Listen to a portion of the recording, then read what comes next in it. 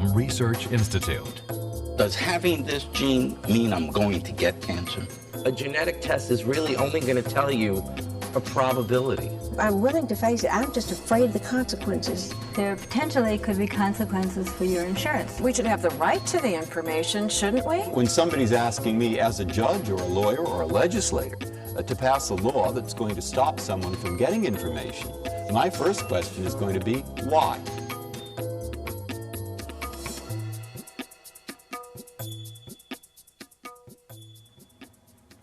Hello, I'm Robert Krulwich, and welcome to our program. This is a national conversation about how discoveries in genetic testing and in engineering are bringing perhaps advances in healthcare, early detection, effective treatments, and best of all, we hope, prevention of disease. These are all within the realm now of possibility, distinct possibility. And this rapidly advancing science brings with it some tough choices, which we will get to in just a sec. But first of all, early in 2003, early next year, PBS will air Our Genes, Our Choices. This is a three-part series produced by Fred Friendly Seminars that will focus on the impact of genetics on our health, on our families, on our work, and on our laws. This will complement a series which is a major public engagement campaign that will inform the public and confront misconceptions and extend, as they say, extend the dialogue. There's some terrific tools to explore, including an extensive website and a viewer's guide produced by the American Museum of Natural History, no less. We will also introduce some model programs that you can adapt to the needs of your own communities. Later in the program, you can also join in our discussion. So, the number to call, the 800 number, which is going to be right on the screen here, or the email that you could be doing yourself. You can just start talking to us on email. This whole conversation begins, well, just begins here today. We hope you'll take the time to take the dialogue home to your families and then to your communities. We do have a wonderful panel, so let's zero in on some of the key issues here. First of all, I'll introduce you to Dr. Jessica Davis. She's a practicing physician for 25 years, pediatrics, right? Genetics. Yeah, okay. Co-director of the human, well, but with kids occasionally. Yes. Yeah. Co-director of the Human Genetics Program at the New York Presbyterian Hospital, and these people, they come highly pedigreed. She's also an associate professor at the Weill Cornell Medical College, and sitting next to her is Dr. Glenn McGee, who's an ethicist and a philosopher. Are you comfortable with that? We don't introduce many philosophers on a philosopher. He's also an associate, we'll move right past that. He's an associate director for education and a senior fellow as well as a professor at the Center for Bioethics at the University of Pennsylvania School of Medicine. Okay. I'm going to ask you, first of all, Jessica, let me start with you. Just for openers, why should we care about this whole subject? I mean, it seems rather abstract and something that will happen down the road. So in my life, for me, why is genetics something I should, if I should, lean into and learn about? I think it's the most exciting subject of our century. And I think that it's not just down the line. It's really with us now. I mean, it's essentially the information that makes you you and all the panelists who they are. It allows us to begin to understand by studying this great phenomenon, our genes and their interaction with environment, who we are, what problems we might encounter in terms of health, and also to learn about how we develop as human beings from the get-go, in terms of all of our body parts. Plus, I think it gives us a chance really to look at the basics of life. I mean, to really understand the human biology at its elemental levels. Something we've never done. So anybody who's curious about their beginnings or who they are, what they're going to be, should take some note. Absolutely. On the other hand, Gwen, if there are blessings in store, are there things to worry about?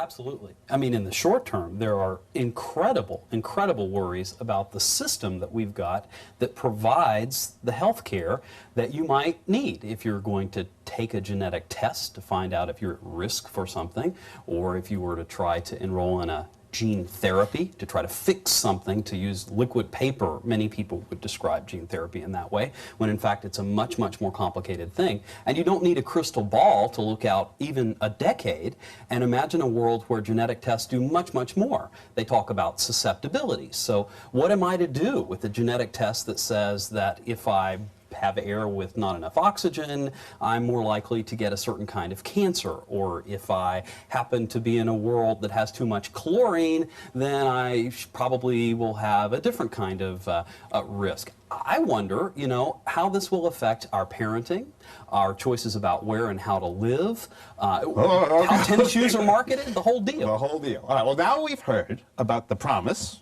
and some of the dilemmas of genetic testing. I want to turn briefly to the mechanics of it all. In the first program of Our Genes, Our Choices, Who Gets to Know? That's the name of the first segment. I did have a conversation with an eminent scientist. Hard to me think of him as eminent. He's like a little teddy bear sort of a guy. His name is Eric Lander. He's a professor at MIT and at the Whitehead Institute. Let's open with this question. I'm running a study, and I think I want some of your DNA. Now, what is the minimalist way that I can get a piece of your DNA? What do I have to have? Oh, I can take a little toothbrush, scrub the inside of my cheek, and give it to you. And there'll be enough cells there for you to get DNA to work with. So I get these cells, and I take the DNA out of this. I put them on, what is this thing here? This is a DNA chip that has detectors there to read out information about your genetic code. So I can put the DNA on this chip, and it will tell me what? You might be able to read out the sequence of a particular gene involved in my risk of colon cancer, for example. So a few diseases. A few tests you can do today. But let me make it interesting. Suppose I took the DNA from you, and I put it in a refrigerator for 25 years. Keeps just fine. Okay. But meanwhile, these chips just get better and better and better at doing whatever they do. And surely they will. So let me imagine this. That means when you gave me that cheek cell back in 2003, you knew that if I checked your DNA, all I would find is a teeny bit of information about you. One disease, maybe two that you might get one day, but not much. Well, I might have thought that I had given you the contents of one fortune cookie. About you? About me. What I'm really giving you, actually, is the whole encyclopedia of all my genetic information. The book of you. Because every time scientists discover a new gene and a new test, they can find out more about you. And more. And more. All from that one cheek cell that's still in the refrigerator. Because the information is there. Those little cells are the complete encyclopedia. Every cell has all the information to any of the genetic questions that we're ever going to be able to ask. So this technology then leaves us open to huge inspection, doesn't it? I mean, once we give a little piece of ourselves, everything about us can one day be learned by somebody. Only if we give permission. Only if we give permission. But is it really up to us? Can we keep our genetic secrets secret if we choose to? Once we get into this realm of genetic testing, the question is, what happens to our genetic privacy? And that's what we're going to be talking about in our first panel. We have two more panel members to meet. Vince Bonham, that's him with the red tie, from Michigan State University. He represents communities of color and the Genetics Policy Project, and he's senior consultant to the director of the National Human Genome Research Project. You must get exhausted just telling. Some days I do. Jane Brody writes a widely read column about health, to put it mildly, widely read, it's everywhere. It's not only in the New York Times, everywhere. It's called Personal Health, and she's written 10 very popular books on the subject. So let me ask the group of you. Do you have this notion of putting a little drop of blood, giving it away, and having, after 25 years, having inadvertently allowed yourself to be completely described by someone else? You're the philosopher, not you. Have any of the three of you considered just what you're giving up if and when you ever take a genetic test? Jane. I think it's fabulous, to be perfectly honest. I would love to know, for example, with certainty, with at least greater certainty, whether I have to worry about whether I'm going to get a heart attack at 65, or I'm going to get diabetes, or what have you. And I am not so afraid of the consequences, because the ability to control my risks is so much greater than whatever downside I might face. Because with those very big eyeballs we showed you in the cartoon, they didn't push you? Well, what I see happening is, as we get more and more of this kind of information, there will be also more and more controls instituted. Society doesn't just run amok with this kind of thing. There will be protection in place. I'm just curious, Vince. Yeah, the Communities of Color Project had an opportunity to talk to a number of men and women about what they thought about that question. And most of them said that there's an exciting opportunity in the testing to help to improve their health and the health of their families. But they are also concerned about the potential risk. And so it's really the balancing of the potential benefits. But our hyperbolic cartoon was more hyperbolic than either of your experiences, yours with your group and you just in your own quiet of your heart. All right, well, we'll get back to this. Genetic science is a daunting subject for most people, so we want to start demystifying it and creating an exchange of information to help people understand what it can mean in your life. So let's begin by looking at a part of the story from the first program of our Genes, Our Choices. This is the part we call Who Gets to Know. It's one of the Fred-friendly seminars, which, if you've never seen one, this is how it works. A moderator, usually a very personality-rich moderator, leads a diverse group of distinguished panelists, like they're heavy, very heavy people, through a hypothetical situation using role-playing and the Socratic method. And as we look in, Harvard professor Arthur Miller, playing Artie, has recently had genetic testing because of cancer deaths in his family, and he's just learned that he's at a high risk, higher than average risk, for developing what we call colon cancer. Here's the clip. What I hear you saying is my worst nightmare, that I'm going to die of cancer. That's probably what you're initially going to hear me saying, which is why I'm going to keep saying to you over and over again, we're going to be able to monitor you, and we're going to be able to make lifestyle changes. So I am going to tell you to eat a high fiber diet and low fat and all of that. And I am going to tell you to get yearly colonoscopies so that we can follow you, so that when your polyp is first detected, we can treat it aggressively. Do we know the probabilities here? Well, the probability, I believe, that at your age, you said you were 35, is you have about a 20% chance, of getting colon cancer. But more importantly, your family and your other members are at risk not only for colon cancer.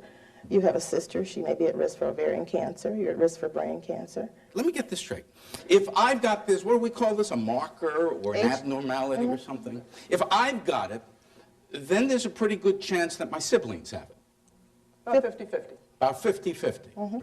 I spoke about this very generally before I took the test to my brother and my sister. They were violently opposed. Less so my brother than my sister. Do I tell them now the results of this test? Yes, I think it could save their life. And if you love your brother and your sister, which you do, I would tell them. But I want to know. As your sister, I really need to know that. I'm afraid to know. Not because I'm afraid of finding out the information. I'm scared of what's going to happen to that information. And I think we're unprotected here. I'll tell you what. I'm so upset about all this. Particularly, Sis Louise, what you're saying. Doc, I want all those records destroyed. Take care of that for me. I'm sorry, Artie, but I can't. Why not? I'm not willing to go to jail for you. Jail? It's illegal for me to destroy your records. Why? Well, they're legal documents. Legal? In the sense that once I write your medical record, I can't then go back and destroy what I've written. Oh, that gives us something to think about, I think. There are two kinds of privacy I want to talk to you about. One is, I don't want somebody to know something about me. Jane apparently doesn't mind. She's perfectly happy. No, I write about it all the time. Then there's the other kind of privacy, which is, I don't want you to tell me something about me, the brother-sister situation. So let's see. First of all, let's just deal with the first one. I don't want you to know about me. Do you ever worry that, if you gave the blood and 25 years later somebody knew tremendously a lot about you, if they cared to know, do you feel any sense of invasion or sense of that there's been a robbery in any sense in you? It scares the bejesus out of me because I lived through the Napster saga, and there's a whole generation of people who are familiar with the idea of sharing information, in a whole new way. It's a whole new level of technology we're talking about.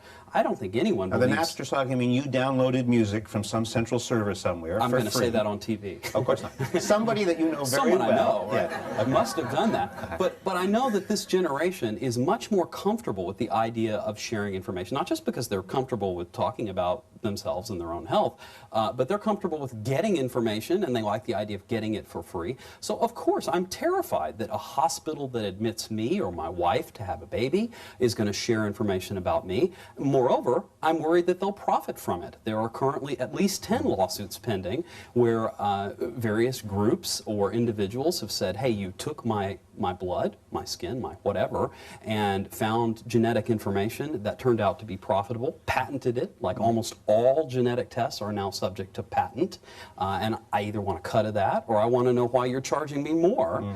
So I'm very worried about my privacy, and in part because of this new wave of technology that's changed genetics from the sort of old style you're to worried, new wait style. a second, you're worried because somebody is going to make money off information from you more than someone will know something about you? Absolutely. I mean, I'll give you an example. The nation of Iceland has created a national database, which is run by a company that's rapidly running out of money, trades on NASDAQ, that is empowered by the government and the people of Iceland to go around and find out who has what sorts of medical records and how those records correlate with the genealogy of the people in Iceland and how that correlates with their genetic history. It sounds like a big complicated mess, but the bottom line is that the genetics of Iceland have become a commodity.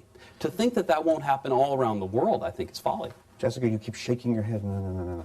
I think these are very large issues and are societal issues, but I think when you come down to it, I still think the individual is going to be nervous. I don't care what our age says about information sharing, about very personal information about themselves being available for other people's eyes. I mean, but this gang here to your right doesn't think that Vince's people aren't particularly nervous. No. She's not. She's joyous to have the information. I'm joyous about the information, but I would want to make sure that in our discussions, the use of this and how it's framed, where it's going, as best of my knowledge, I can't see 200 years in the future, but that there are protections and that people really have an explanation of what they're getting themselves into, both the short term and the long term, with an opportunity to just say this can be revealed or this can't be revealed. You can do that. You have to spend time talking about this, and I think that's important. Before you answer, let me ask you another question. You were tested, weren't you? Yes, I was tested for mutations in breast cancer genes, which I turned out not to have. You have a brother, sister? I have a brother, and I have nieces, and I have sons, and let me ask you a hypothetical, like those guys. If you had turned out to be at risk for breast cancer, ovarian cancer, or all the related cancers, would you have quickly called up your nephews and your brother and said, okay, here's what I just discovered about our family? Absolutely. I would have, because I care about my brother. I know that this... But making it more complicated, suppose your brother had advised you ahead of time, as has happened in that show. He doesn't want to know. Yeah. Then that's his prerogative. That's So you his don't make the prerogative. call? If he says to me in advance, I don't want to know, then I would actually, after I found out, if I turned out to be positive for this mutation, I would ask him again, are you certain that you don't want to know? Suppose one of your nephews wants to know and another nephew doesn't want to know. That's their problem. No. Do you call one and not call the other? In a muffled voice. It would really be very difficult to keep this kind of information private. Why? Because let's say one person wants to know, and I tell that person, and that person then has to act on that information, presumably. And so let's say it's a male. That man should probably start getting prostate exams earlier than the average man would. If it's a woman, that woman would start getting mammograms earlier than the average woman would, and possibly also transvaginal ultrasounds to see if her ovaries were okay. So it would come out somehow. Thanksgiving dinner is going to be either exactly. Yeah. It would come out. I mean, family secrets have been traditionally destructive, and so I don't think that's a great way to proceed. I do know lots of people who have had. I know a woman, for example, who had both breast cancer and ovarian cancer, and has a daughter at a vulnerable age, And the mother did not want to get tested because she did not want the daughter to be burdened with this information. She feels that the daughter is already doing whatever she can to protect herself, and that's enough. And that was her decision, and I respect that decision, although it would not have been my decision. I'm just curious, where you hang, do people talk about this? Yes. People are engaged and are interested in it. And back to your question with regards to concern, people are concerned.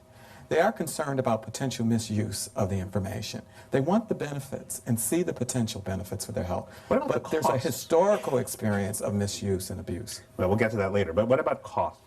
Well, you've already raised it. I'm sorry, a huge issue of cost here. I mean, the first phone call that you make might be to your life insurance company. And in some states, New Jersey, a number of states around the country, you'd be protected from discrimination. But there's a whole range of questions about how these tests, most of which are inaccurate, to say the least, and none of which, well, there are 2 or 3 that have voluntarily gone through U.S. federal government review, but 99% of them aren't even cast as research at the time that they're first offered clinically. So to call this an unregulated area is the understatement of the day. And so you've got this huge risk that people whose medical records are ambiguous with this kind of was positive for XQ28L1 at marker 7 kind of thing will adversely affect, will create an unfair insurance system. And then the state laws that are designed to prevent this discrimination could actually create more. Hold on a second. You don't have to go to genetics to have this kind of unfairness. Yeah. I mean, for example, a young man I know who suffers from chronic depression refuses to get treated for his depression because he feels his life insurance will be threatened. And he happens to work in the insurance industry. So he knows from where he speaks. But what about the notion, where do people get their ideas about these kind of things? Is it the movies, overwhelmingly, that teach you about, I mean, there are a lot of, Hollywood has discovered that, you know, forget about terrorists from the Middle East or communists or Nazis, how about, you know, kind of genetic scientists? So I assume a lot of people go to movies, but I'm curious, in your organization? In our experience, we found that people get it from a diversity of places. Some people are based on family experiences. One of the things that came up a lot in our discussions, the issues of sickle cell anemia and an understanding of a single gene disorder. But also people get information from the basic genetic education and biology education that they receive in schools. Then others so clearly, less from TV, less from newspapers? Others clearly get information from the TV, and it's based on entertainment. So it's a broad range where people get their information today. And I think there's an enormous amount of confusion about genetics. Yeah. I mean, it starts with genetically modified foods, and it goes all the way through the genetically modified person. The fact is that people are terrified of the possibility that we can do something with genes, and they don't understand quite what they are. And is there some place that you all advise people to go through in the moment where this is the kind of subject which freaks people out? I mean, they just don't think they can understand it, or if they understand it, they just get too nervous to take it in. And what do you suggest if you have, let's not make it a person who's got a question, a particular question, but just an ordinary person wanting, do you say, go to this great film, or do you say, go to her columns? Shh. Or do you say, what do you say? Her columns. Her columns are good, but good writing in newspapers are great. Good TV things that are out there are good. It's the question of absorbing them, sort of editing them, trying to understand what the message is and the tone. And I would really think that the better educational pieces that come out, the curricula in schools. I mean, one of the things you do in counseling or talking with people about genetics is really get an idea of what they know. You can't gear a conversation up at the level of a PhD with 6 stars if you're dealing with people who left school at 8th grade. So how much did they learn? It's true. One of my aunts also had breast cancer, and she went to a genetic counselor because she thought maybe she should get gene testing. Her sister, my mother, died of ovarian cancer. I had breast cancer. Their father had prostate cancer. You know, there's a very good possibility there was a cancer gene there. And after the genetic counseling, she was told, well, if your niece was negative, then chances are her mother was negative, and chances are you'll be negative. Therefore, you can save your $400 and not get tested. Well, often that's more predictive than a genetic By the way, is that a test. good It piece should of be advice? said. That was a very good I don't piece know of that it's a advice. bad piece of, yeah. Yeah. It should not go unnoticed that this is a nightmare. The U.S. is really in, I hate to sound overtly pessimistic, but it's just true that even with the tiny number of genetic tests that we have today relative to what we'll have 5 years from now, there are at best 2,000 medical geneticists, however you define them, including genetic 2,000 for the whole counselors. country. For the whole country. And the most genetic testing that goes on, and again, nobody even knows how to define a genetic test anymore since everything's molecular these days, but the things that we talk about when we say something's hereditary, and so maybe there's a gene you inherited for it, many, if not most of these tests for things like susceptibility to colon cancer are offered directly to physicians now. And there's no requirement, no law that says that insurance companies have to cover genetic counseling. So many, if not most of these tests don't have any counseling involved at all. This has to be confronted. On top of which, if not the majority, close to the majority of American physicians never had a molecular genetics class, let alone certification in it. And most clergy in the United States, who most Americans will turn to when they've got a problem, know nothing at all about genetics. So you've got this kind of You're very morass. lucky if you happen to have turned on this program. That's right. This is, Now there are you only know that 7 there's of us someone and to 4 call. of us are here. Right. Wait. You don't hear what I'm hearing in my ear. The people in the ear are getting frantic because of Myra. This is Myra in the front row. Myra Christopher, sorry, where's Myra? You're Myra. Okay, they love you in my ear. They're saying, talk to Myra. So could you back up the prompter? I'll go reintroduce Myra. Thank you. She's over there in the front row, as I was about to say. She and her organization called the Midwest Bioethics Center have mastered the fine art of coalition building. So my question, do you identify with this conversation? Is everybody as petrified or uninformed as he would have us believe? Absolutely. I think there's a lot of concern about this, and there's gross ignorance about it and a lot of misunderstanding about both the positive and the negative consequences or possibilities of this. In Kansas City for nearly 20 years now, we have built community coalitions around all kinds of bioethical issues. And in response to the question about building coalitions, certainly there's an art to this, but there's also a science to it. It is much, much easier to build community coalitions, as Vince knows, around these issues than it is to sustain them. I'm curious, when you want to build coalitions, do you go together to the movies, together to read James' column, together to a living room to talk, or together to watch a TV show? And frankly, some of all of the above and many other activities. We bring people together and help them to learn about issues together and to get clarity. Got a favorite? I'm sorry? Got a favorite movie? Got a favorite A favorite movie? I have lots of favorite movies. This series is going to be an absolutely fabulous tool for people working at the community level to try to raise the IQ of our citizenship about these issues. What did you just say? This series is just, and I really mean that. You know, I'm not paid to come here, but I have seen the series, and I think it's going to be outstanding. I think the Viewer's Guide is a very helpful tool as well. We will use these materials in Kansas City as well as many other. Your $20 will be handed to you. Thank quietly. you. Thank you. I'll be glad I came. Do we want to go questions? Yeah. Are there questions?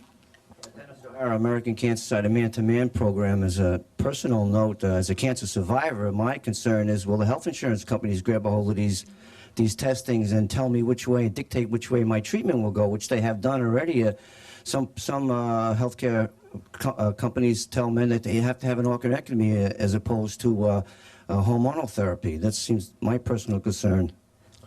Because it's too expensive, or yeah? The least costly alternative. The least costly. Well, what's the answer? One quick response is that even in this world where we don't know who's paying for health care or how, HMO's on the wane perhaps, and no sign of any kind of national safety net, we know this much, that most of the people who count the numbers, the actuaries for health insurance companies, tell us that the average person is a member of a health plan only about 3 years. So if you're counting beans about how to handle a genetic test, the incentive is both to prevent a person from taking a genetic test that might increase short-term expense and to think more in terms of short-term about risks to the company as well. We have a telephone call from Christina, who is in Westchester, which is a county in New York. Yes, good afternoon. Good afternoon. I'm calling in reference to my family. I'm having a difficult time in having testing done. I have a family of 9. I have 10 grandchildren. One of my sons has been diagnosed with MENS 1 I since then have tried to have my other children tested as well as my grandchildren. I have a little grandson, 7 years old, who's been fighting since his birth with tumors all over his body. He's been diagnosed with several other things. I've been asking them to please, to have him tested with the men's because it is a family thing. I've been treated like the government just keeps pushing us away. They don't want us to find this out. Insurance companies have dropped my children. I mean, it's a nightmare. It's a nightmare. How do you get the right as a parent?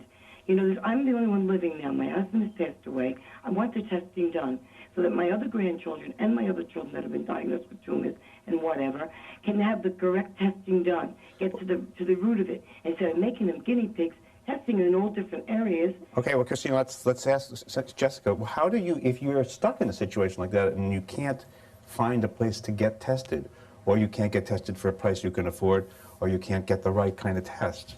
I don't know what doors this woman has tried to open, but first of all, the MEN is multiple endocrine neoplasia, so it is a cancer proneness syndrome, and it has a high toll.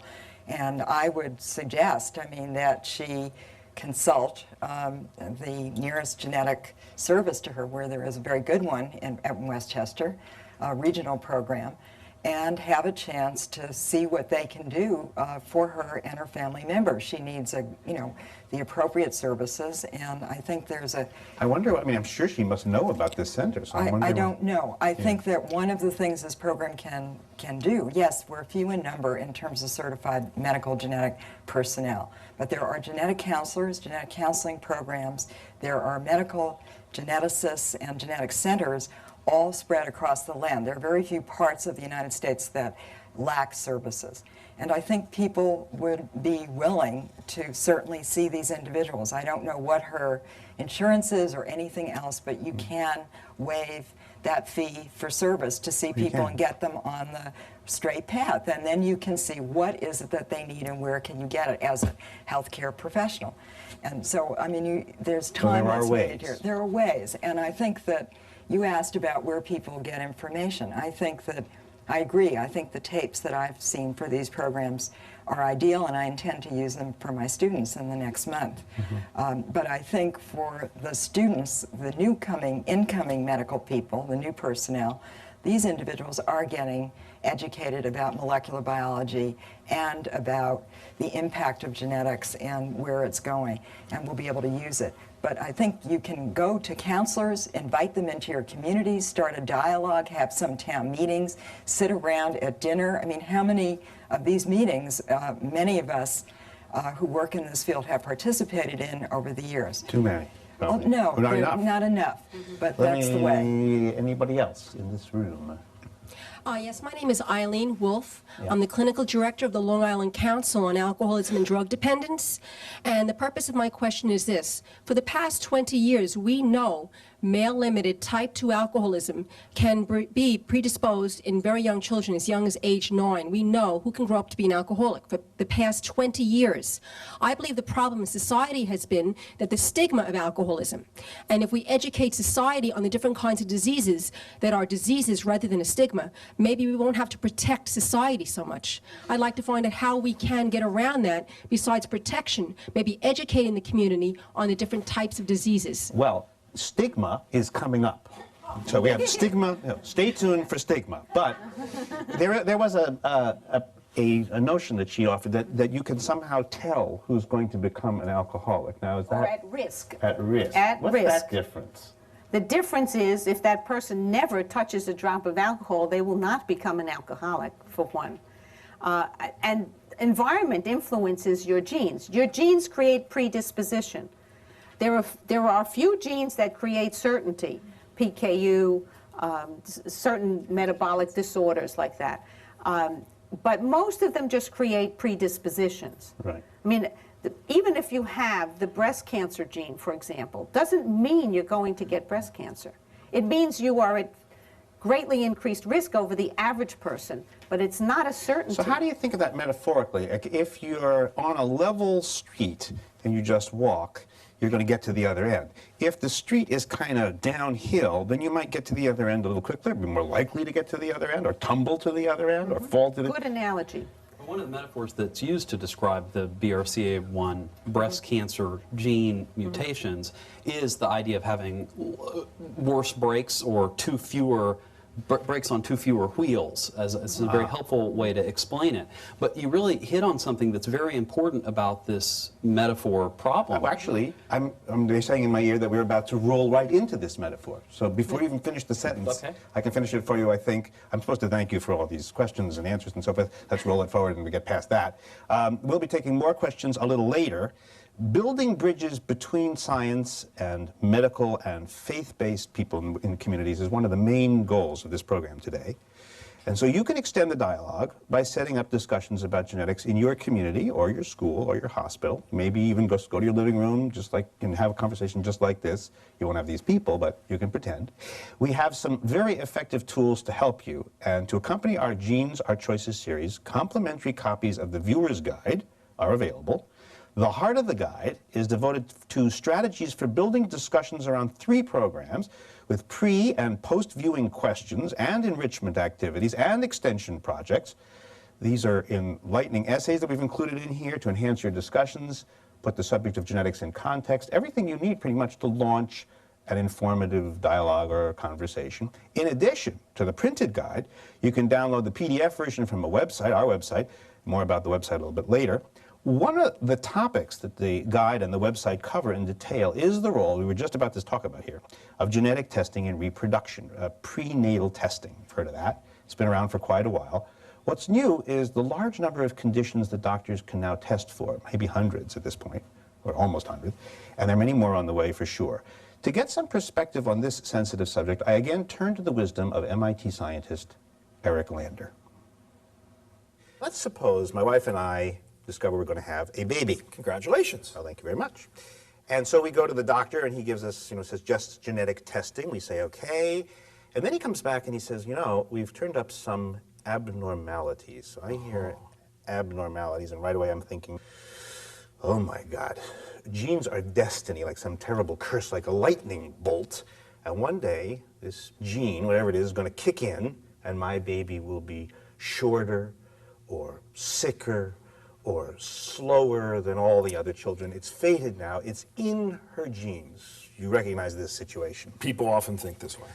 Now let me ask you, I'm going to make it easier. I'm going to give you my baby. Oh, nice to meet you, she made a little card. Oh, that's a cutie, yeah. Now, when you hear the phrase bad gene, do you hear inevitable disease, destiny, or do you hear maybe, possibly? There are a small number of things that are destiny, a small number of genetic certainties where you can say the baby, God forbid, is going to have some terrible disease that we can't do anything about. But most of the genetic information that's encoded in the human DNA is not about certainty. It's about the fact that perhaps when she grows up, she'll have twice the risk of diabetes. That's not good, but it's not a disaster. I think as a parent that you have to add this long list of maybes that genetics is going to potentially give you to a much longer list of worries that every parent has had since there were parents. Like what? Is your child going to grow up happy? Are they going to marry well or marry unhappy and get divorced? Are they going to have an unsatisfying career? Are they going to get hit by a bus? So then against that string of maybes, maybe the bad bus, maybe the bad husband, you just add another string of maybes. I think that's largely what it is. And if anything, there may be some maybes that maybe we can do something about. If you know you're at risk for diabetes, you might be able to do something about it in the future. Oh. Now, Jessica, let me just, before that just goes over too easy. If you're sitting down with a patient and you've just told the patient that their baby has some kind of abnormality, maybe that baby will have a problem later, maybe. Do you think, if you look into the eyes of the parent at that moment, do they hear the maybe? Or do they just hear, destiny, oh dear? They hear problem.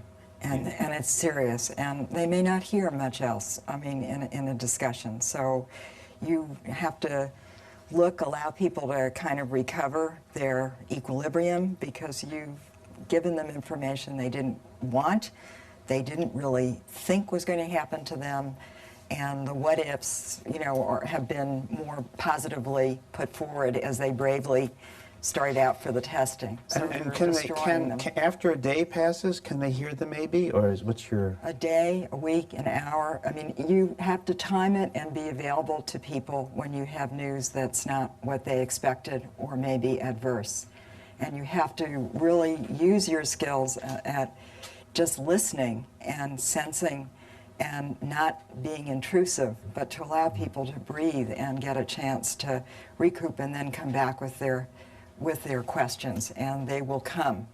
And you try to do that. You can do this alone. You can do it with your colleagues, your genetic counseling associates. We work as a team in my unit, just about, but that's how we manage. So that's the physician's opinion. But what, now let's turn to the parent's point of view. What do they do when they find out that a baby has a condition? Let's make it Down syndrome or cystic fibrosis or sickle cell anemia. These are the sorts of perplexing decisions that are explored in Making Better Babies, which is the second of the programs. So let's start at the beginning. What makes a couple decide to seek testing before the baby's born? Here's my friend, NBC correspondent John Hockenberry. Let's meet Lee and Meredith. And Adrian. Adrian is a friend of Meredith. Lee and Meredith are a married couple who are going to have a child, and we're thrilled. Adrian particularly is thrilled about that. First child, as someone who's 35, you're going to have amniocentesis. You're going to get tested. It's something to do just to be on the safe side for women who are 35 years old. Adrian, a conversation develops around the test and around this joyful event in this family. What's the conversation? Well, and I think it's great that you're pregnant. I don't necessarily know why you want to get tested. Well, I've been told I should get tested, actually, because I'm 35 and there are all these questions. I have the same doubts in my mind because I've had miscarriages, 3 of them coming into this. So I'm a little hesitant, but my husband felt it was important that we have the test. I thought it was very important to have the test because it's clear that at this age, as you know, there's a higher risk of having an extra chromosome in the fetus that could bring about Down syndrome. Well, there's a whole lot of things that they can test for. Adrian, All right, I've known you a long time. You want to have a child. Well, so what difference does it make what your child is?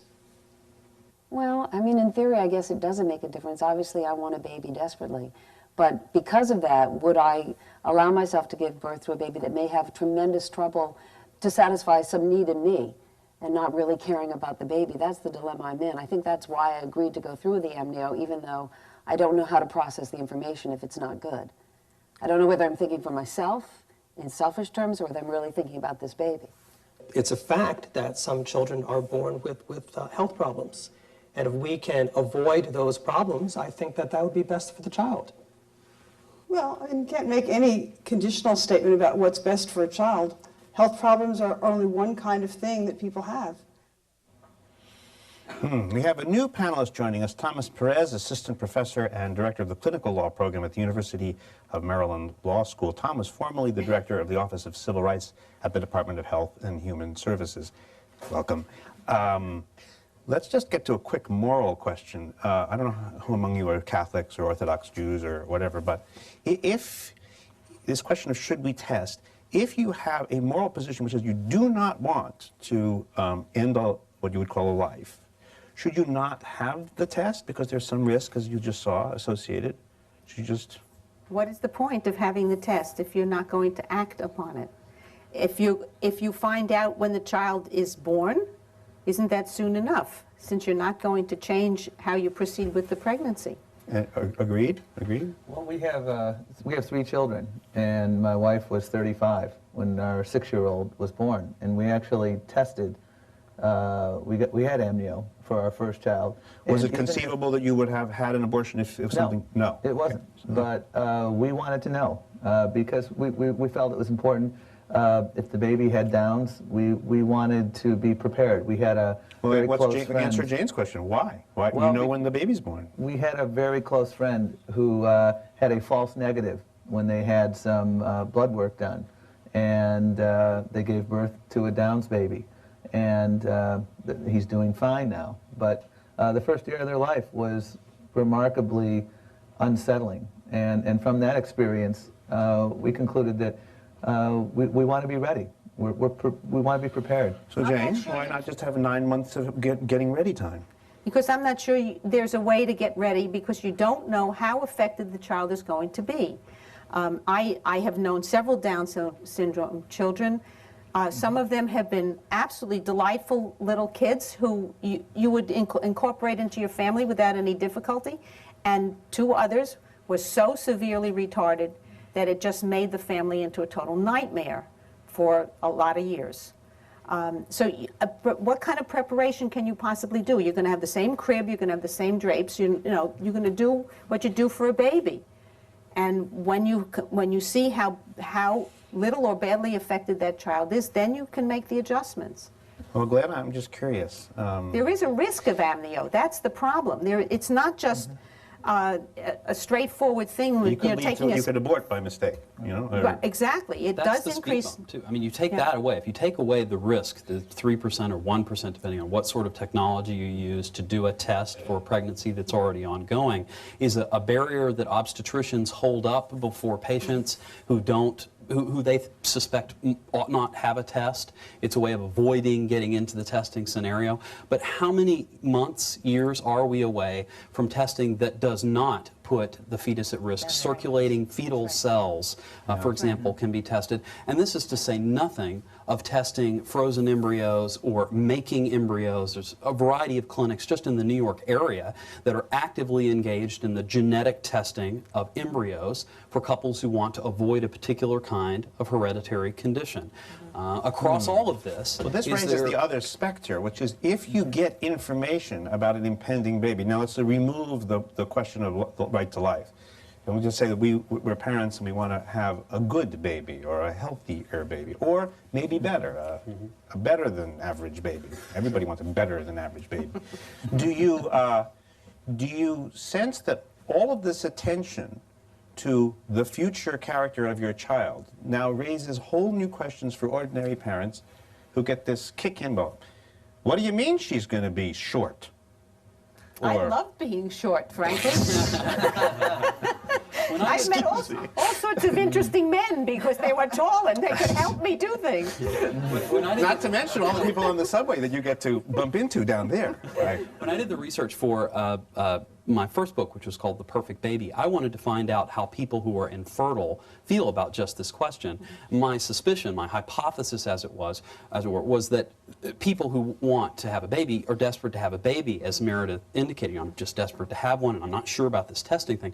What happens, at least in my own research, is that what I call the under-the-hood effect kicks in. That is, the more resource you use to find out about what kind of child you'll have. Let's say you need donor sperm. Couples who say, I hate genetic technology, I'd never do a genetic test on myself or my kids, that same couple, after they've spent $10,000 and been at this for a year and know that they're going to use a sperm donor that's either anonymous or comes from fertilityoptions.com, will find themselves under the hood. And they'll figure, as long as I've got to rule out the major diseases, well, why not go ahead and, they come from 5 schools. Is he a doctor? Maybe he could be a doctor. Maybe he could be a doctor. Okay. And so this is the ever increasing presence of this future child as our Whitehead. Well, this raises a question for someone who again been tipped in my ear. There's a Dr.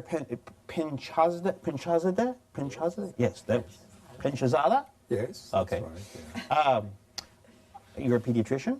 Yes.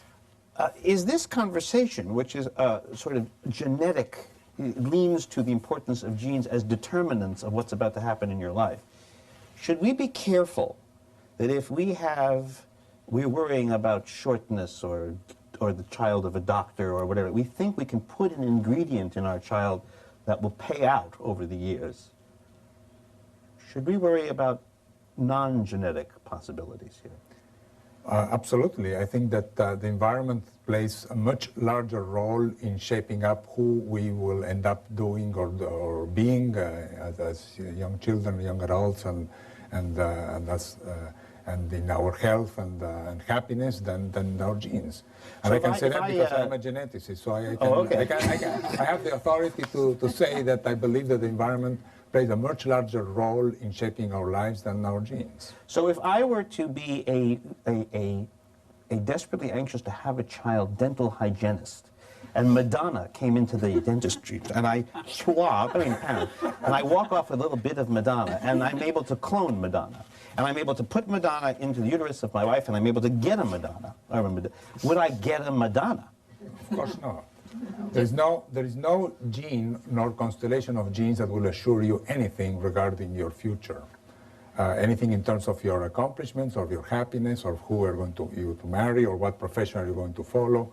All these things are shaped by a constant and long-lasting interaction between your genetic endowment and your environment.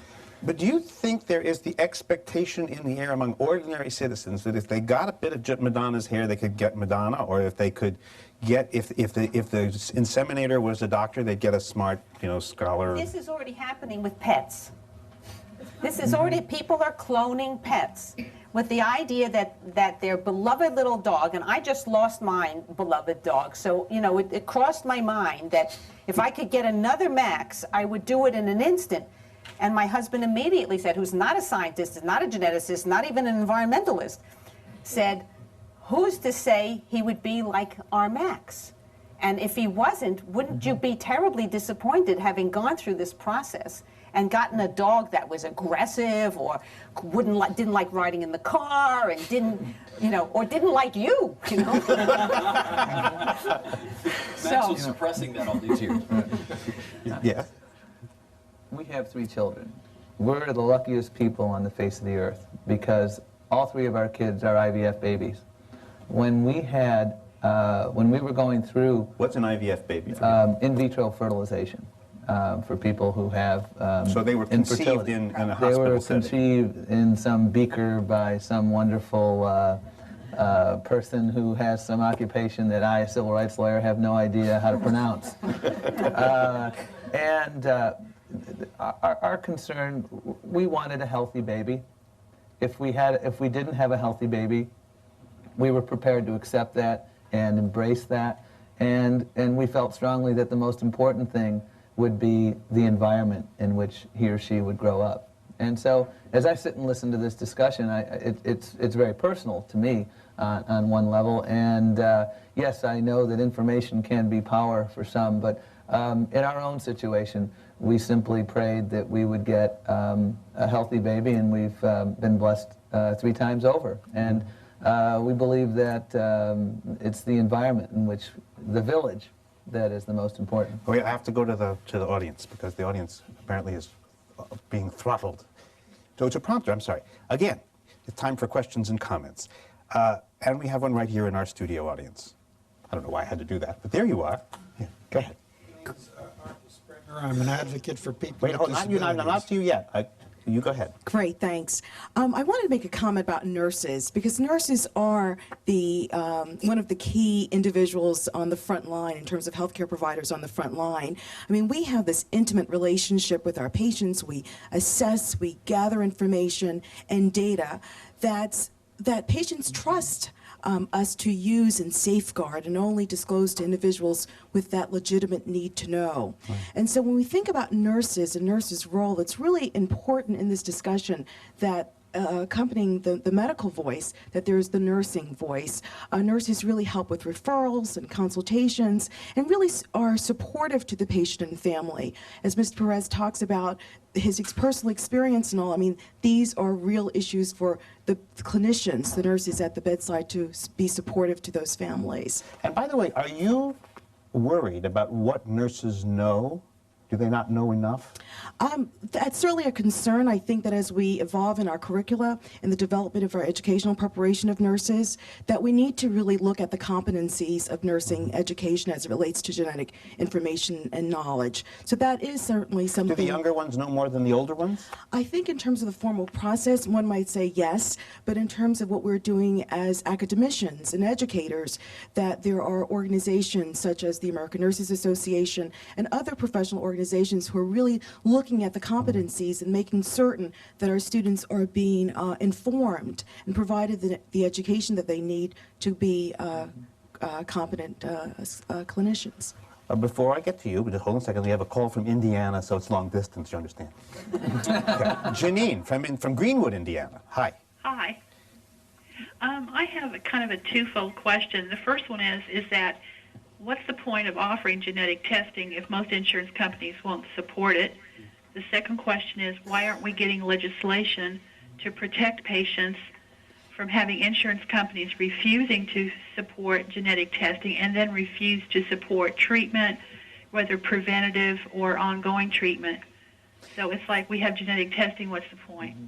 Is that, by the way, true? I mean, it is... It's more than genetic testing that's at risk with the insurance industry as it's presently structured. I mean, you can call your insurance, I want a genetic test, and they just, you can expect them to say no? No.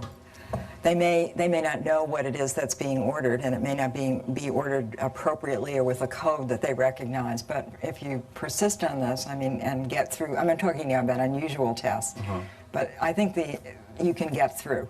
And we've also just completed a study in our area. You can get through, you can get to a person with letters to get the testing done.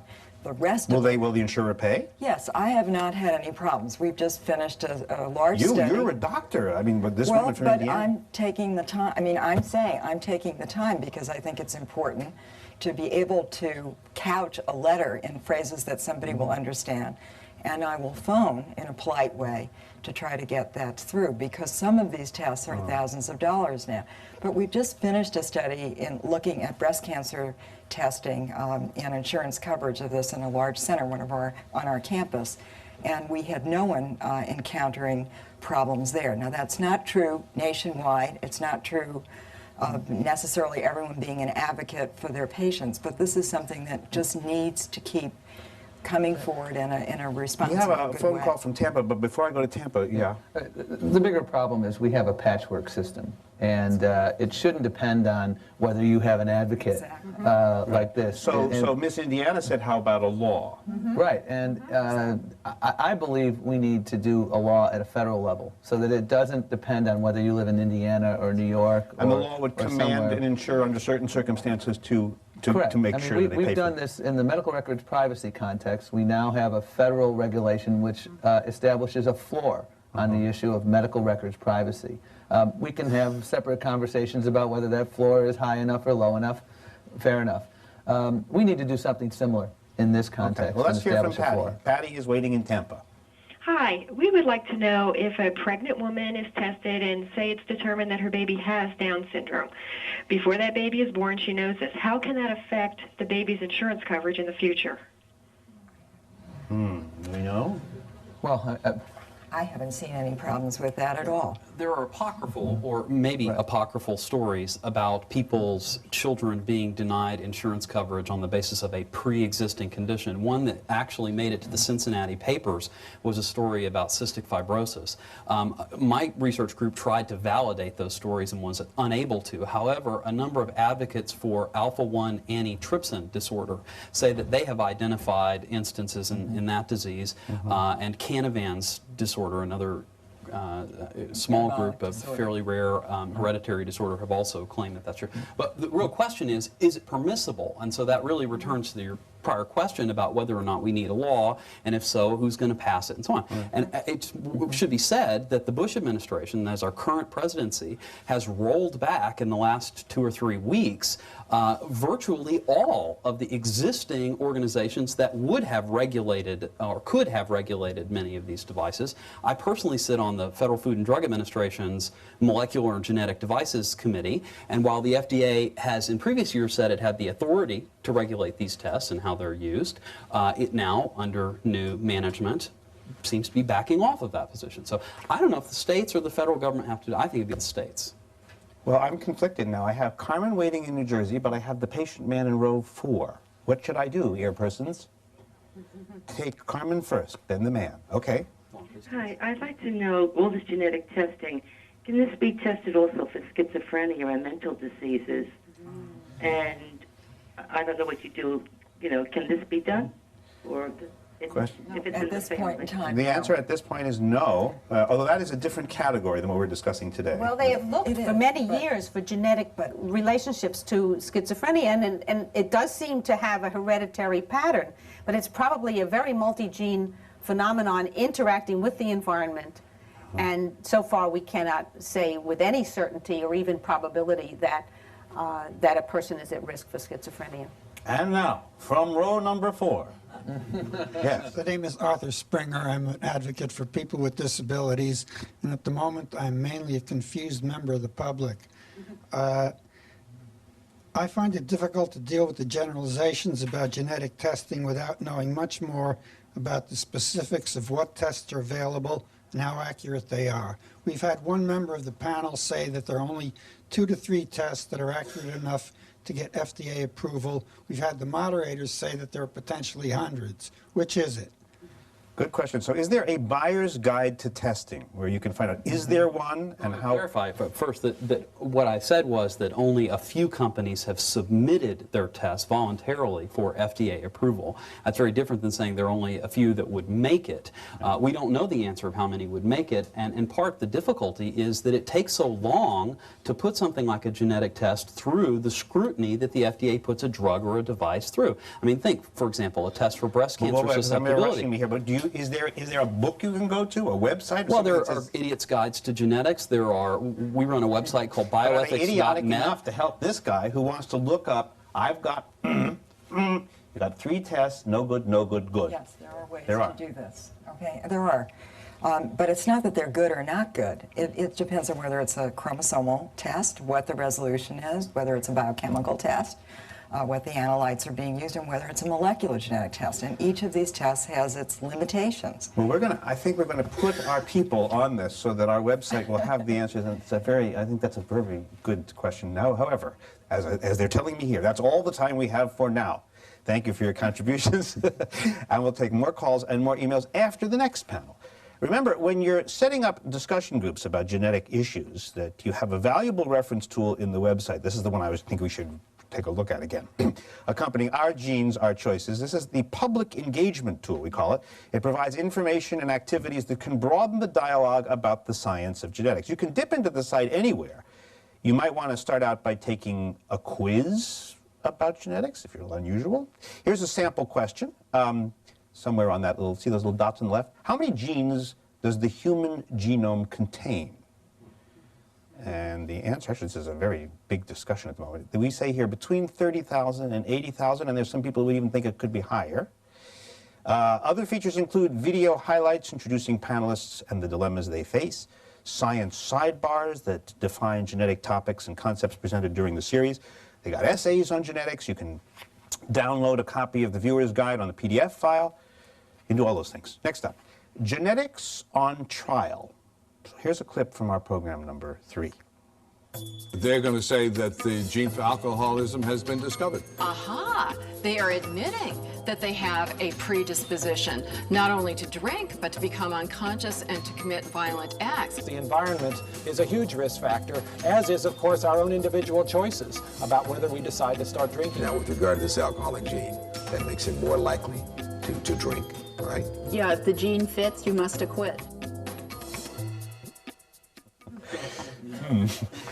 We've seen genetic testing as a very powerful science because of what it reveals about our predispositions to physical disease. But many scientists are also probing the human genome to cast light on human behavior as well. Now, this is a branch of genetic study that can be very controversial, with some researchers looking, you've probably heard of this, for a gay gene, or genes related to aggression, or we've already touched on this, addiction to alcohol. The Genes on Trial program, which is the third in the Our Genes, Our Choices series, delves into the recruitment of subjects for a research study and explores whether the experience can be helpful to the volunteers who are actually being studied. So let's watch a segment in which Harvard law professor Charles Ogletree questions family members as they consider whether they're going to participate in a study. The family has a history of alcoholism and is descended from immigrants from a fictional place that they have chosen to call, this is the name, Tracy, T-R-A-C-Y, Island. Come on now. I don't like the fact that you drink so much, and I'm curious because I'm worried about our son. Let's say you do this study and you find out that our family or groups of families have these predispositions. I'm worried he's going to drink more because now he's going to have an excuse, and he's just going to say, see, I'm not a bad guy. You did it, Mom and Dad. Both of you did it to us. Well, Dr. Collins, you were the president of State University. Let me ask you, why would you focus on these Tracy Islanders, this very insular and unique community? Is that important for you as a researcher? First of all, let me explain as the president of State University that we have a large program trying to understand hereditary factors and environmental factors in understanding alcoholism, because it is an enormously important public health problem.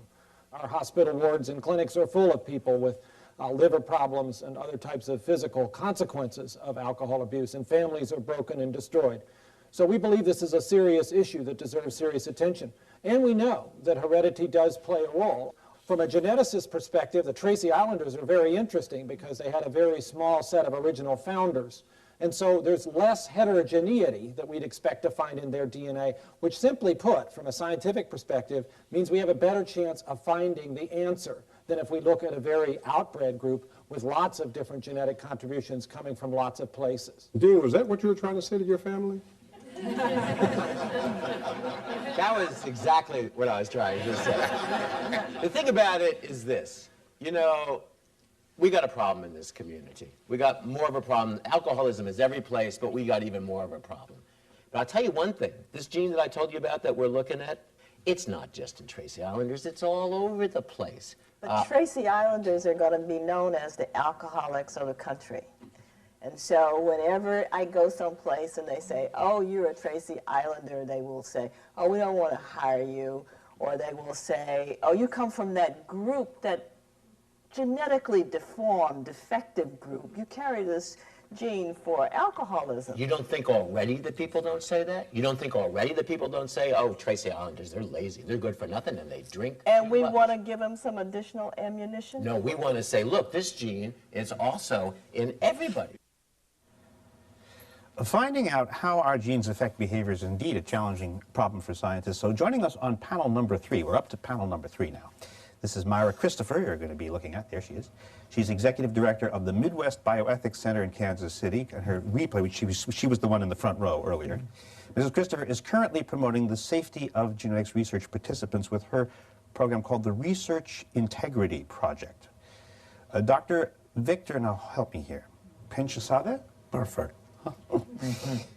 Penchasada is chief medical genetics at Beth Israel Medical Center downtown here in New York and professor of pediatrics at Albert Einstein College of Medicine in the Bronx. He also works with the World Health Organization in genetics. Vince Bonham of Communities of Color is back with us on the panel. Now this is an interesting one. Here, a study necessary to inform us and to do science these things take place all the time.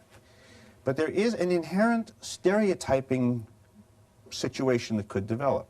If we are going to publicly study the drunks of this region, then the people in that region are going to be known as drunks or potential drunks, or people who are more likely than others to become drunks.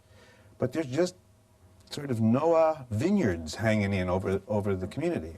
And I think subjects always must wonder in these things, why should we join this? What's in it for us? Who's really making money? Or who's really getting the information? Or who's really getting help? Maybe everybody but us. Legitimate question? Sure. And these have been questions that have been very legitimate for tens of years. The tension between the needs of research and the rights of individuals that are subject of research, individuals and communities, by the way, has been, part of the history of science for how long you want to look at. After World War II, the Nuremberg Code is an international covenant that stipulated, and then there have been a bunch of other documents, international documents that stipulate very well the rights of individuals subject to research. There is no need of research that I can think that would be of such importance to override the right of individuals. Any kind of research you can imagine. There is a history, a modern history of this, and there's a particular syphilis case. I think it was syphilis. Tuskegee. Yeah. Can someone tell me the story, the Tuskegee story? Well, the syphilis study is really the Public Health Service's syphilis study, which was conducted by the federal government that started in 1932. And it was a study that involved 600 black men from Macon County, Alabama. And those men were followed with regards to syphilis that they had and really the natural history of syphilis, and were not provided treatment when treatment was available, and the standard of care in 1945 was penicillin. And this study went on to 1972. And these men did not understand that they were involved in a research study and they were not receiving treatment. And it's, so they would come into the doctor. It was a doctor? Well, they were a clinic. There was a clinic, and individuals would go out into their communities, into the rural areas of Macon County, and treat the men and see the men and follow the men. But they were not receiving health care. So at that point, they would say, for the purposes of the study, oh, you have syphilis, so you're in coma. Okay? And then they would not say, and I know how to cure you. They just would not say that.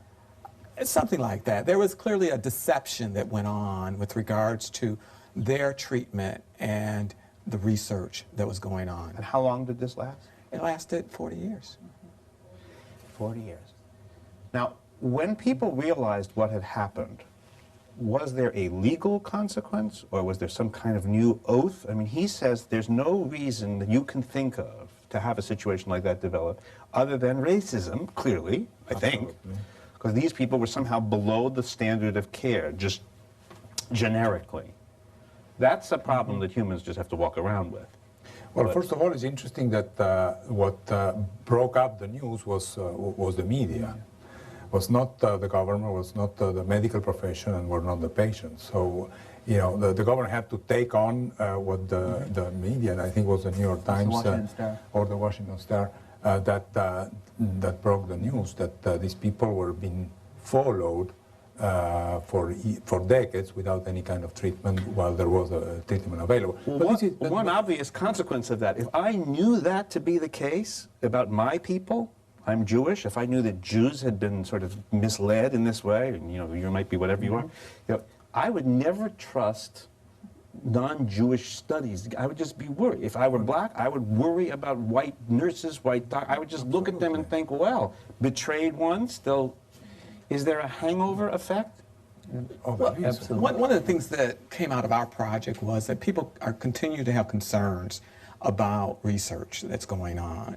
And wanting to make sure that the diversity of the researchers that are involved in conducting these types of studies. But a strong message that came from those communities that were involved in our project was that we have to be involved. That our health, the health of our families, is we have to continue to be involved in research. But it's how it's done, and who's involved, and how are you informed with regards to the research that you're involved in, with regards to the information. And Mara, I'm just curious, is there a residual distrust in Kansas City? Absolutely. It's across this country, and it's well-deserved. And I want to point out that the Tuskegee experiment is not an isolated event, and it's not only about people of color. Right here in this city, we have history. We have a historical case, the Willowbrook School, which involved children who were mentally retarded. There are circumstances around the elderly and so forth. There is enormous distrust in this country with regard to what motivates or what the intention of the researcher is. And Victor pointed it out very clearly, that there is a tension between the interest of the scientist in gaining knowledge and the interest of the individual in receiving benefit from the intervention or the therapy. And what has your work taught you about how you lower that level of distrust? Is it, do you pay? I mean, if someone says, look, you know, pay me, that way or someone says, how do I know that when you take my blood, you're not going to, as we heard earlier, you know, do some study and then sell some information you gain to me? I'll never see a pay. How do you...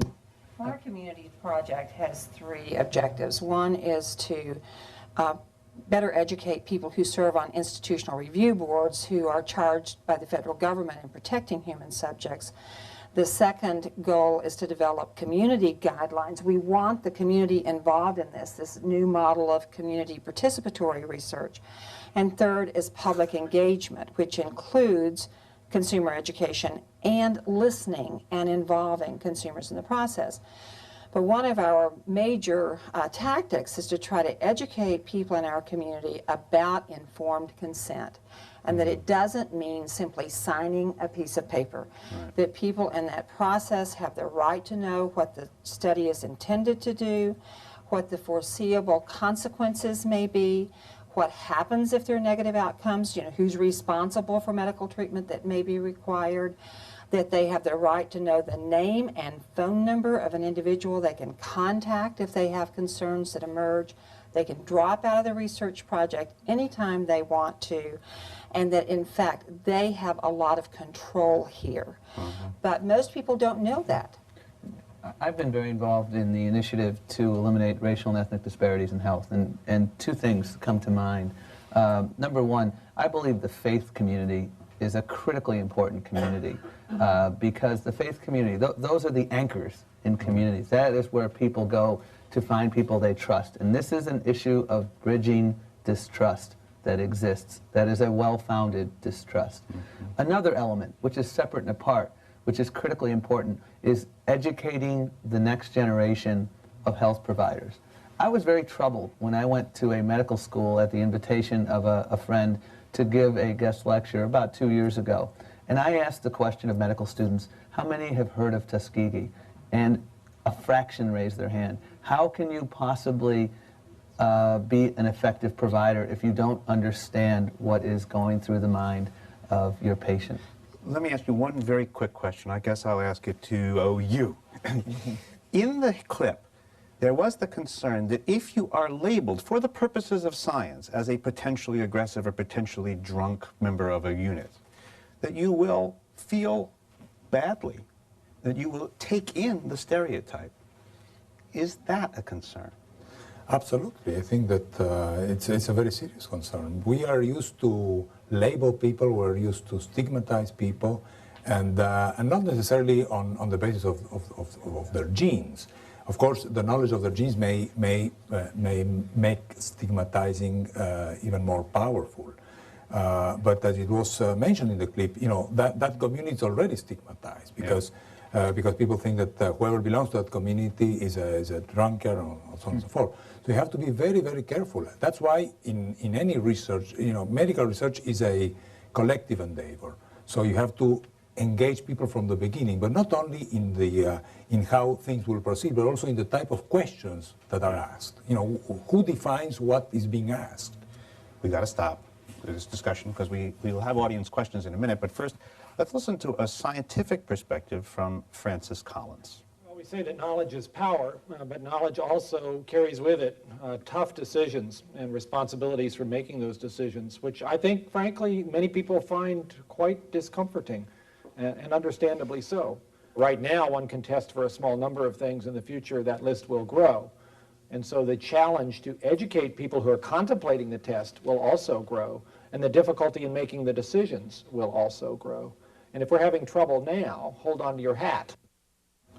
Okay, time to hear again from our audience members. We have a question.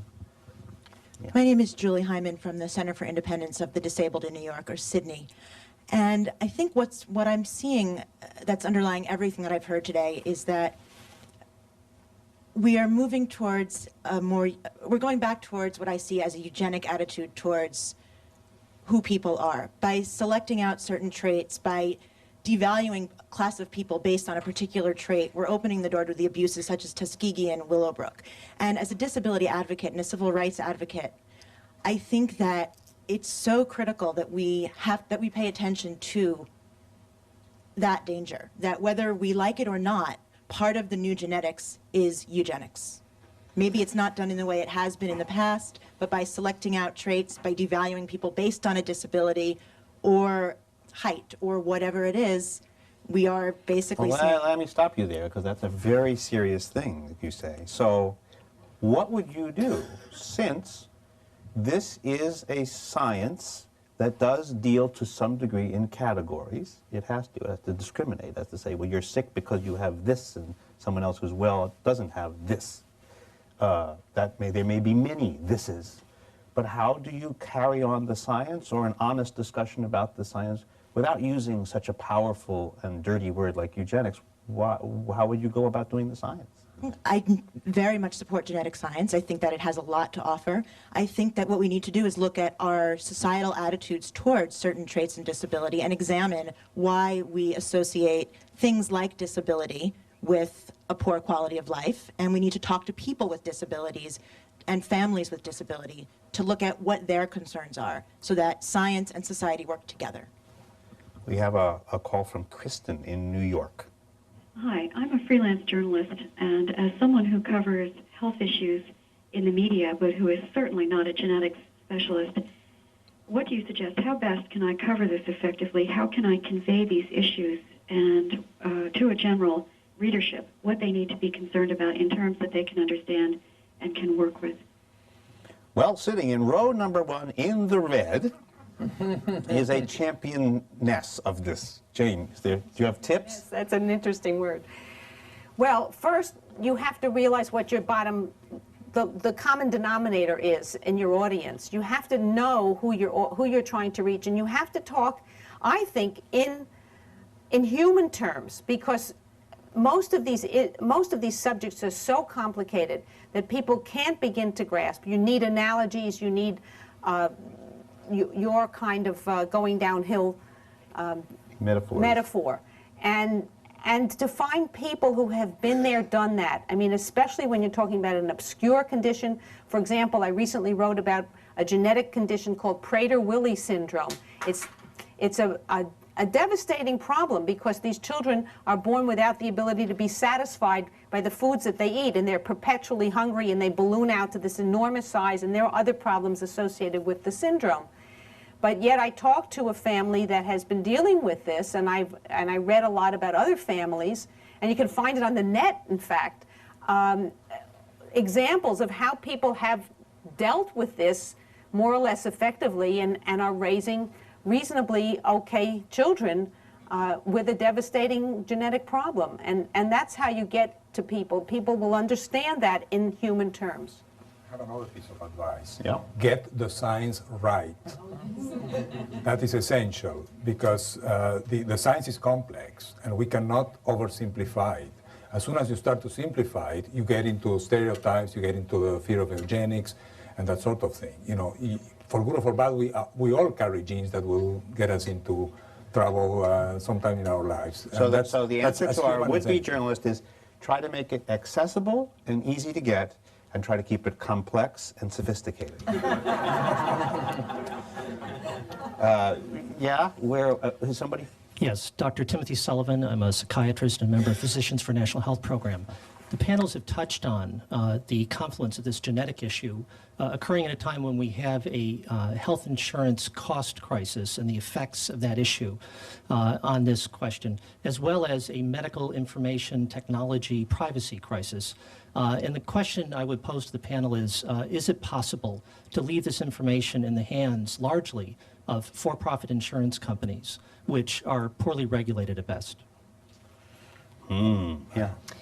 I just think we have to absolutely give up the myth of privacy. I think there is no such thing as privacy of medical information in this country, and the sooner we're honest about that, the better we will serve people. Then they can make judgments as to what it is they're willing to risk and they're willing to venture. Wait a second. What do you mean, give up the myth of privacy? In our project in Kansas City with a work group of scientists and policymakers and deans of law schools and medical schools, we have been struggling with a community guideline about privacy. And what I have ascertained from sitting in on that group is that with the pressures that are asserted by for-profit insurance companies to get the information and our practice of waiving our rights to information when we enter our hospitals, and our technological capacity to virtually break every electronic barrier we can probably imagine putting in place, that I believe that we should start saying to people, assume that your information will be shared with people who may not have your best interest at heart. Well, wait, now let's go back to the start of this program for anybody who actually was at the start of this program. We'd had a sense if you took a drop of blood and you gave it to a company and they looked at it for 25 years, they could learn everything about you that could be learned from your blood, which will be more and more and more. Are you comfortable with that notion that that's somehow inevitable? Well, and the panelists said, with your permission in the film clip, and I had to constrain myself from laughing. If I may respond to the question, I think that if there is a word that would describe the American non-system of health, is shameful. This country spends over $4,000 per capita per year on health. This is more than double than the rest of the developed countries. And we are not healthier than the other industrialized countries. I think that the for-profit motive is something that is there behind all our fears of privacy or of not access to health care. So she wants to get rid of privacy and you want to get rid of capitalism? I want to make sure that health is considered a right of people and not a commodity. Health is not for the You markets. get the final word if you can do it in 20 seconds. My old office at HHS is in charge of enforcing the new medical records privacy regulation. Whether it remains to be what it set out to be, that is, protecting the rights of privacy, I think is an open question. There certainly is the effort to create the floor. Whether that floor turns out to be a very leaky floor remains to be written. All right, I'm afraid the time is up for your calls and for our national conversation. We've only obviously touched the surface here today. I'm a little worried about where we landed, frankly. There are many other important issues and other ways to enhance public engagement. So I want to thank, first of all the panelists, the ones up here, the ones out there, people who called. Today's national conversation, the folks here sitting around, is actually a model that you can use to carry this dialogue forward so that Americans can learn about genetics and what it means for their decisions about their health. To help build bridges between community organizations, you can do a version of what we just did here, get people together, share the knowledge, go to the website, get the comprehensive information about the series and genetic testing and getting involved in your community. Call the number on the screen, right, this number, to get a free viewer's guide, or download the guide from the website. And remember to watch Our Genes, Our Choices on PBS early next year. I'm Robert Krulwich.